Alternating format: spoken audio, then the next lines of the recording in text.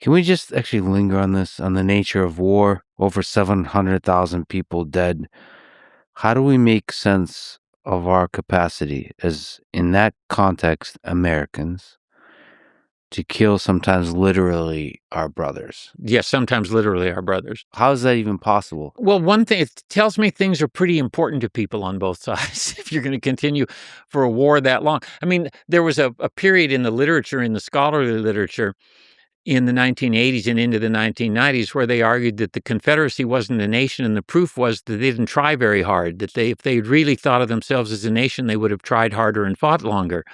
Well, they lost between 4.5% and 5.5% of their entire population, which is more than Great Britain, France, Germany, or Russia during World War I. They had a higher percentage loss than any of the powers in World War I. The U.S. lost about 1.8% of its population from the war.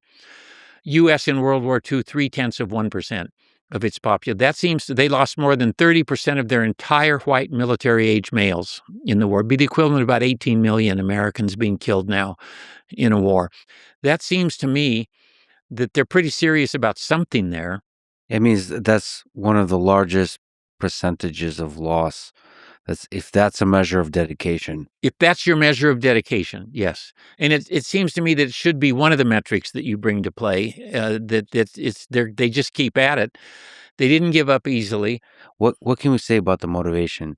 On the psychological side, did the members of the Confederacy hate the members of the Union? Well, that escalated on both sides during the war. As more and more loss came, there was more hatred directed toward the enemy, more and more. This notion that they're all brothers and not really mad at each other, and that just doesn't hold up. There are places where the soldiers fraternized with one another and traded tobacco for coffee and that kind of stuff. But no, the bitterness as the war went on, and there was greater loss on the home front, and as the war became more all-encompassing and really went after the civilian side of the Confederacy was not shielded from it, the bitterness increased and increased and increased. And there's a lot of unhappiness with the war behind the lines in the Confederacy, absolutely. Unhappiness with the government. There's desertion. About 15% of Confederate soldiers deserted. About 12% of United States soldiers deserted. So there's desertion on both sides. There's war weariness. But the war goes on because I think if you had been able to poll most white Southerners even late in the war and say, okay, here are your choices. You either have Jefferson Davis in the government and the war goes on, or you're going back into the United States and the Lincoln government will be in charge and you won't have slavery. Which one do you pick? They're going to pick the first one. And that's why the war went on as long as it did. But at the same time, to fast forward, and that maybe teaches you something about the nature of war, but after the war, maybe some of the decisions that Grant made, people were able to rediscover the brotherhood. You mean at Appomattox you're talking about, the terms at Appomattox. Yes. And he didn't just reach up in the air and say, I've got some terms. Lincoln very specifically, he met with Lincoln shortly before Appomattox. Sherman was there. One top naval officer was there, Grant and Lincoln said, this is what I want. This is the kind of peace I want. Yeah. The whole point of this war is to put the nation back together. And a good start on that is, I mean, if it's just a rebellion, what do you do with traitors and rebels? You hang them. You don't bring them back. You don't treat them as prisoners of war, which the United States did during this. But the goal is to put the nation back together, and Lincoln said this is a good start.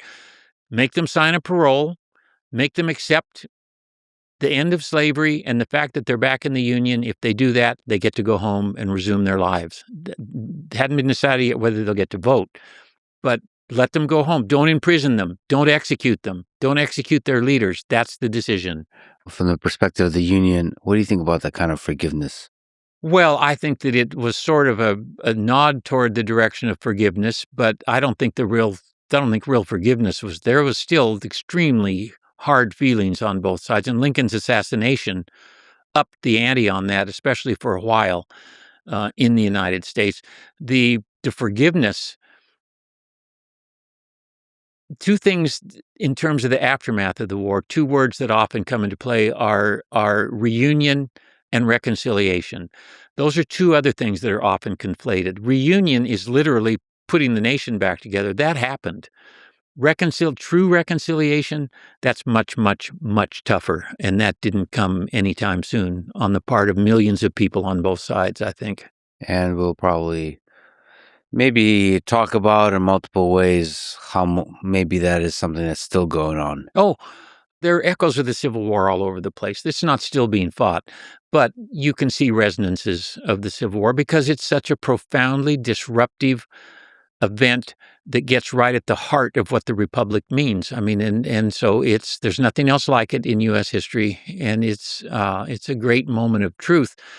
The residual aftermath and effects of which lingered for decades and are still present in some ways, I think. So in 1859, most Americans were just living their life. Did they have a sense what was on the horizon? It's what I like to call the Appomattox syndrome, which starts at the end of the story. Yep.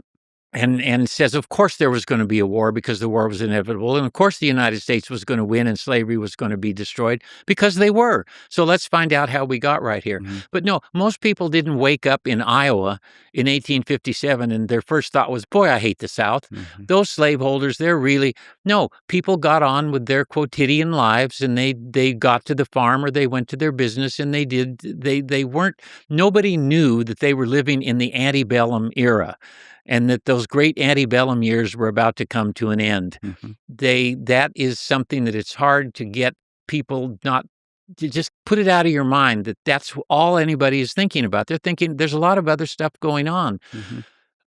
There's a big gold rush in Colorado. More people go to Colorado than went to California for a while. And you have these tremendous changes coming about. Technological changes of the 1850s, where you have the real expansion of railroads, the real expansion of the telegraph.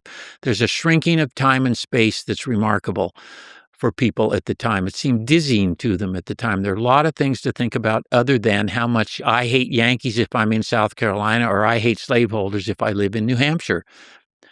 But periodically, there are these events that pop up that refocus on the differences between the sections. And you have the Kansas-Nebraska Act, you have Dred Scott, you have the caning of Charles Sumner on the floor of the Senate, you have Uncle Tom's Cabin earlier in the decade and the impact that had on attitudes towards slavery. It doesn't create a bunch of abolitionists, but it creates a bunch of people who rethink their thoughts about slavery.